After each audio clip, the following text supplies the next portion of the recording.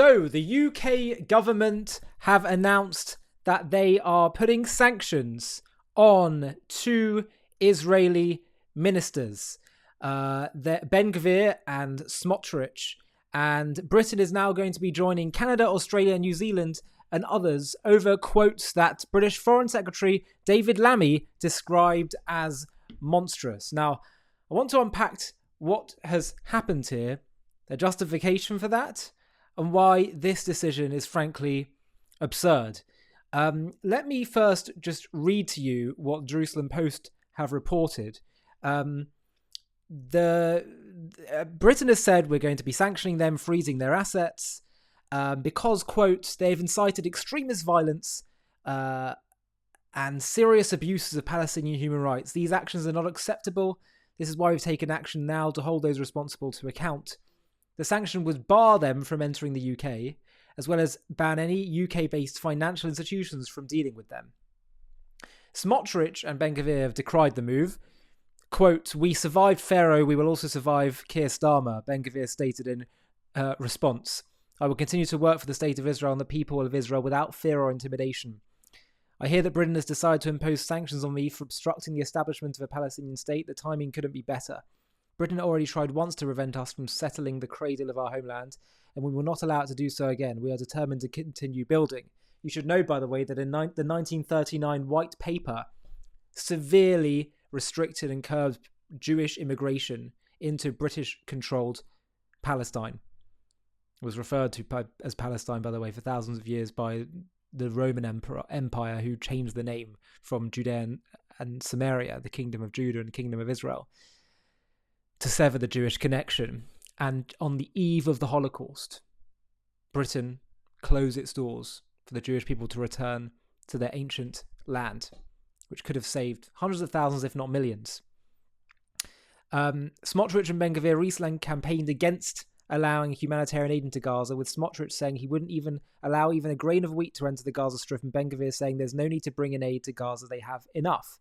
Now, I'd just like to unpack this point as well, because this is not just people like Ben-Gvir and Smotrich saying these kind of things. Dr. Inat Wolf, who is on the left in Israel, a prominent left-wing former politician, now activist and speaker and intellectual and academic, she said, since when is it a norm in war to supply aid to your enemies? You have a government, elected government in Gaza that launches a genocidal war against Israel. It has the large-scale support of its population, by the way, and that's according to recent polling that said around 80% support Hamas, what Hamas did on October 7th. And as a result, Israel has to supply aid. I understand it's not a straightforward question, but it's also not straightforward in the reverse either. And I'm simply just stating that point, that providing aid at the moment, for whatever merits there may be, at such a high scale that's been going on until recently, where Israel tried a different approach, which did seem to bring Hamas close to its knees. But this approach of providing aid, we're seeing very clearly it's getting to the hands of Hamas.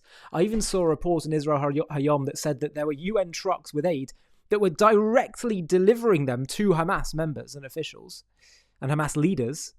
But the point is that actually, in some ways, it could prolong the war. One of the things I've been arguing, many people have been arguing for, is that it would be much better for this war to be fought quickly, swiftly, and comprehensively. The question of aid becomes a lot more complicated and morally grey once it starts to be drawn out for such a long period of time. And you have people on the right, like Ben-Gvir and Smotrich, saying we have to have strength in the face of a genocidal movement and government, and we have to get tough. And again, I understand there's complexities to this, but the UK's announcement here is just completely outrageous. It seems to me like we keep forgetting who the victim here is and who the aggressor is. The Jews and Israel, in this whole story of Israel's re-establishment, have not been the aggressor. They've always been seeking to make peace, to agree to two states, to find a way. The whole purpose of giving back Gaza. So I say giving back taking away Gaza from Israel, rather, and letting them have a stab at sovereignty.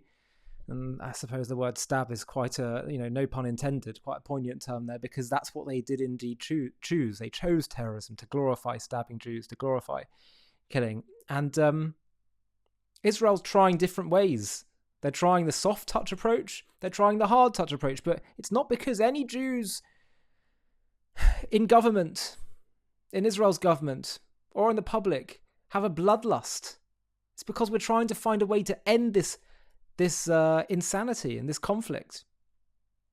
Alan Mendoza, the executive director of the Henry Jackson Society in the UK, said that the UK government has not thought through its new policy on sanctioning members of the government of a fellow democracy.